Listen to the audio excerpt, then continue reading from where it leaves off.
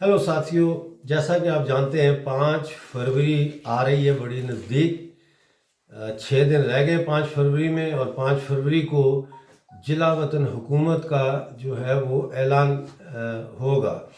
اب یہ جلا وطن حکومت مختلف سیاسی پارٹیوں کا اکٹھ نہیں ہے، یہ کوئی کولیشن نہیں ہے کہ تمام ڈایاسپورا کی پارٹیاں اور پی او جے کے اور گلگت بلتستان کی پارٹیاں مل کے کوئی الائنس بنا رہی ہیں۔ یہ ایک گورنمنٹ ان ایگزائل ہے، اور اس کی وجہ یہ ہے اس کے قیام کی کہ پاکستانی قبضے والے جموں کشمیر اور مقبوضہ گلگت بلتستان میں قائم پاکستان کی سہولت کار حکومتیں عوام کے مسائل حل کرنے میں مکمل طور پر ناکام ہو چکی ہیں، اور ہماری عوام بے یار و مددگار ہے۔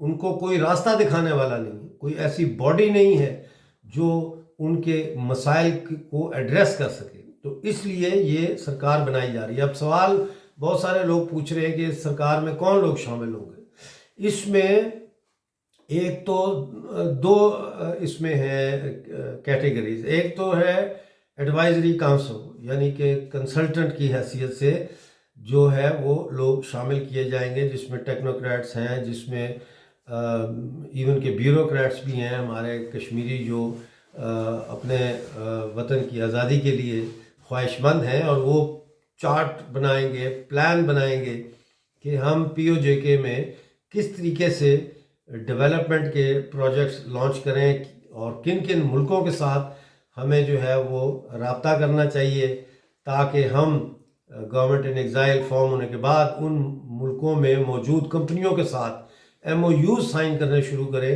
کہ آزادی کے بعد جب ہماری حکومت وہاں پہ اسٹیبلش ہوتی ہے پی او جے کے اور گلگت بلتستان میں، تو وہ وہاں آ کے ڈیولپمنٹس کریں۔ مثلا جاپان کی کمپنیوں کے ساتھ زلزلہ پروف جو ہے، ارتھ کویک پروف عمارتیں اور سڑکیں کیسے تعمیر کی جائیں، اس حوالے سے ایم او یوز طے کیے جائیں گے۔ گندم کی سپلائی کے لیے جو ہے وہ بھارت کی کمپنیوں کے ساتھ ایم او یوز سائن کیے جائیں گے، ایکسیٹرا ایکسیٹرا۔ اب یہاں ایک مسئلہ ہے، مسئلہ یہ ہے کہ لوگ یہ سمجھ نہیں رہے ایک بات، اور وہ یہ ہے کہ ہمارا روڈ میپ کیا ہے۔ ہمارا روڈ میپ بہت سیدھا اور سمپل ہے۔ وہ یہ ہے کہ ریاست کی بحالی سے پہلے ریاست کی وحدت کا بحال ہونا بہت ضروری ہے۔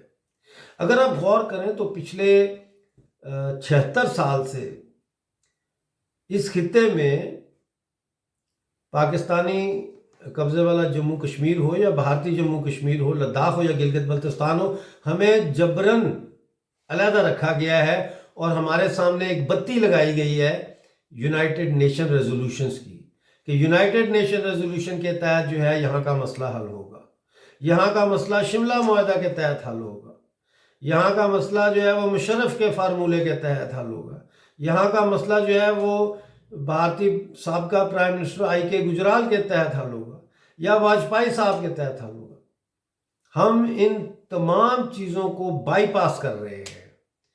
ہم یہ سمجھتے ہیں کہ ہم سے مراد یہ گورنمنٹ ان ایگزائل کے اندر جتنے لوگ ہم شامل ہوئے ہیں، ہم لوگ یہ سمجھتے ہیں کہ ہمیں اب صرف ایک پوائنٹ پر کام کرنا چاہیے، اور وہ ہے ریاست کی وحدت کی بحالی، جس کے لیے یہ ضروری ہے کہ 26 اکتوبر 1947 کے مہاراجہ ہری سنگھ کے معاہدہ علاقے بھارت کو آنر کیا جائے۔ 70 لاکھ آدمی جو اس وقت پاکستانی قبضے والے علاقوں میں رہ رہے ہیں، وہ بھارتی سٹیزن ہیں۔ لہٰذا پہلا مرحلہ ہمارا جو ہے وہ یہ ہے کہ گلگت بلتستان کو لداخ میں شامل کیا جائے یا لداخ کے ساتھ جوڑا جائے، اور پاکستانی قبضے والا جموں کشمیر، جس کو آزاد کشمیر کہتے ہیں، اس کو یونین ٹیریٹری جموں کشمیر کے ساتھ ملایا جائے۔ اس طرح سے ریاست کی وحدت بحال ہو جاتی ہے۔ بھارتی سرکار نے یہ وعدہ کیا ہے کہ بہت جلد بھارتی یونین ٹیریٹری جموں کشمیر میں الیکشن ہوں گے۔ 5 سال سے وہاں الیکشن نہیں ہوئے۔ 5 سال سے انڈین گورنمنٹ نے جو ہے وہاں ٹیررزم کے خاتمے کے نام پر اور انویسٹمنٹ لانے کے نام پر انتخابات کو ملتوی کیا، ڈی لیمیٹیشن کے نام پر انتخابات کو ملتوی کیا۔ لیکن ہمیں پوری امید ہے کہ آنے والے وقت میں Indian union territory Jammu Kashmir کے اندر الیکشن ہوں گے، وہاں کی ایک نمائندہ لیجسلیٹو اسمبلی قائم ہوگی۔ لہٰذا جب وہ قائم ہوتی ہے تو بھارتی سرکار نے، بھارتی ہوم منسٹر جو ہے امت شاہ، انہوں نے یہ وعدہ کیا ہے کہ پھر جموں کشمیر کا ریاستی درجہ بحال کر دیا جائے گا۔ اب یہاں ایک مسئلہ یہ ہے کہ 5 اگست 2019 کو جب 370 اور 35 کو ختم کیا گیا تو اس کے ساتھ ہی لداخ کو علیحدہ یونین ٹیریٹری بنا کر جموں کشمیر کی ریاست سے علیحدہ کیا گیا۔ یہ ایک بڑا اہم مسئلہ ہے اور اس کے اوپر بھارتی سرکار جو ہے ان کے ساتھ بات چیت ہوگی، اور بلکہ اس سے بھی زیادہ لداخ کے لوگوں کے ساتھ بات چیت ہوگی۔ جب یہ کہا جاتا ہے کہ پلیبیسائڈ ہوگا، رائے شماری ہوگی، تو یونائٹڈ نیشن کے ریزولوشنز کے مطابق رائے شماری اس وقت تک ہو ہی نہیں سکتی جب تک پاکستان اپنی فوجیں نہ نکالے اور یہ ریاست کی وحدت بحال نہ ہو۔ لہذا ہم سمجھتے ہیں کہ بالکل ہم صحیح راستے پر اب اپنی قوم کو لے کر جا رہے ہیں، بالکل صحیح راستے پر لے کر جا رہے ہیں۔ یہ غربت، افلاس، بیچارگی، بیماری، بھوک اور ننگ کی زندگی سے ان کو نکال رہے ہیں۔ اب میں آتا ہوں ایک اور مسئلے کی طرف، اور اس مسئلے کا تعلق جو ہے وہ اس پرچم سے ہے جس کو ترنگا بھی کہا جاتا ہے۔ اکثر لوگوں نے مجھے یہ کہا ہے فون کر کے بھی، میسیجز میں بھی، کہ آپ جب بات کرتے ہیں تو اس وقت انڈیا کا جھنڈا نہ رکھا کرے، کیونکہ پی او جے کے میں اور گلگت بلتستان میں لوگ پھر آپ کو بھارت کا ایجنٹ کہتے ہیں، لوگ پھر آپ کے بارے میں غلط تاثر قائم کرتے ہیں۔ دیکھو ساتھیوں، میں آپ کو اس جھنڈے کی تھوڑی سی تاریخ بتانا چاہتا ہوں۔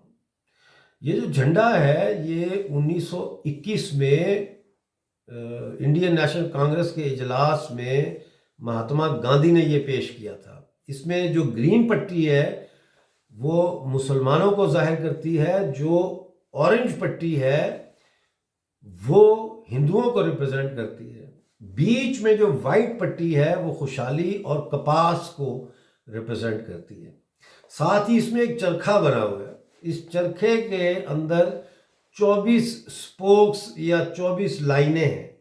یہ 24 لائنیں جو ہیں یہ دن کے 24 گھنٹوں کی نمائندگی کرتے ہیں، اور چونکہ یہ چرخہ گول ہے تو اس میں یہ پیغام دیا گیا ہے کہ ہندوستان کے لوگوں کو خوشحالی اور خاص طور پر سیلف ریلائنس، خود انحصاری تک پہنچنے کے لیے 24 گھنٹے کام کرنا ہوگا۔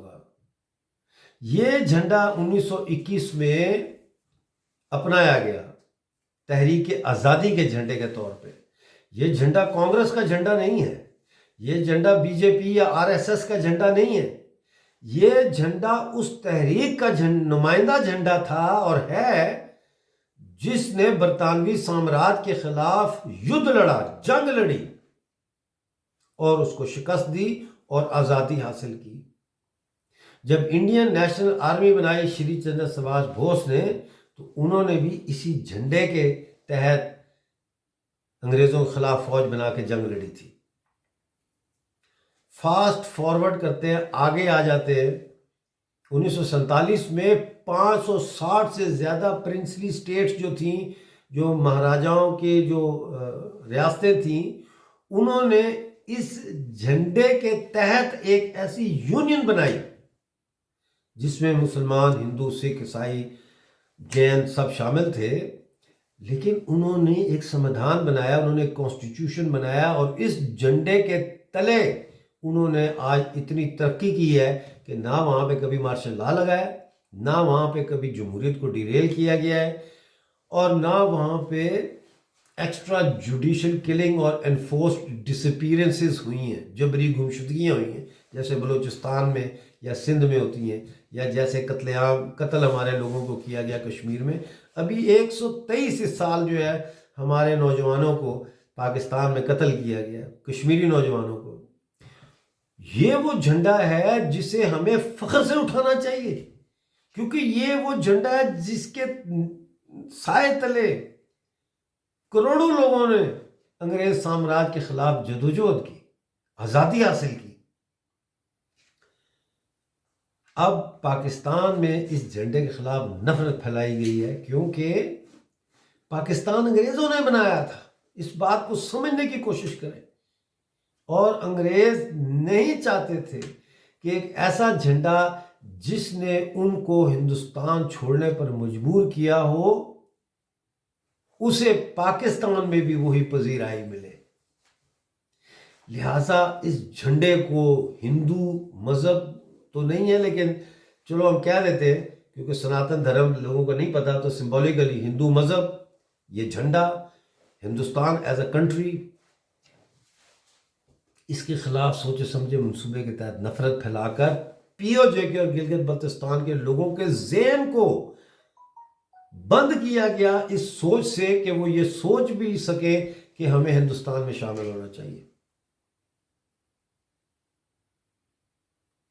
ریاست، بہت سارے لوگ کہتے ہیں جی وہ ریاست ہمیں چاہیے، خود مختاری چاہیے، ہمیں آزادی چاہیے۔ لے لو آزادی، لے لو خود مختاری، کسی نے آپ کو روکا ہے، لیکن آپ کیسے لوگے جب آپ کی ریاستی منقسم ہے؟ تو ریفرینڈم کیسے کراؤ گے؟ اور میں آج آپ کو ایک اور بات بتا دوں، اگر ریفرینڈم ہوا اور اگر پلیبیسائٹ ہوا، یہ پوری ریاست جموں کشمیر میں گلگت بلتستان سے لے کے کشمیر کی وادی تک اور لداخ سے لے کے جموں تک، اگر یہ ہوتا ہے پلیبیسائٹ، تو اس میں الحاق بھارت کے حق میں زیادہ ووٹ پڑیں گے۔ یہ ایک علیحدہ بحث ہے۔ ہمیں اس جھنڈے کو اپنانا چاہیے۔ ہمیں یہ جھنڈا ہندوستان کا نہیں، یہ جھنڈا ہمارے ان کروڑوں پرکھوں کے خون کا نذرانہ ہے جو انہوں نے انگریزوں کے خلاف جدوجہد میں دیا۔ یہ جھنڈا اٹھانا پڑے گا،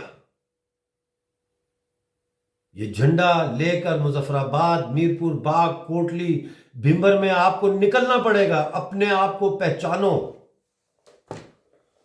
آپ کو جن لوگوں نے مسلمان اور ہندو میں تقسیم کر دیا ہے، انہوں نے آپ کا بیڑا غرق کر دیا ہے۔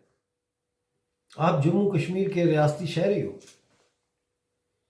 اور اس حوالے سے میں سمجھتا ہوں کہ یہ ویڈیو بہت ضروری تھی میرے لیے کہ میں اس بات کو کلیریفائی کروں۔ ہاں، ہم ہندوستان میں شامل ہونے کی بات کرتے ہیں، کیونکہ ہندوستان میں شامل ہوئے بغیر ہماری ریاست کی وحدت بحال نہیں ہو سکتی۔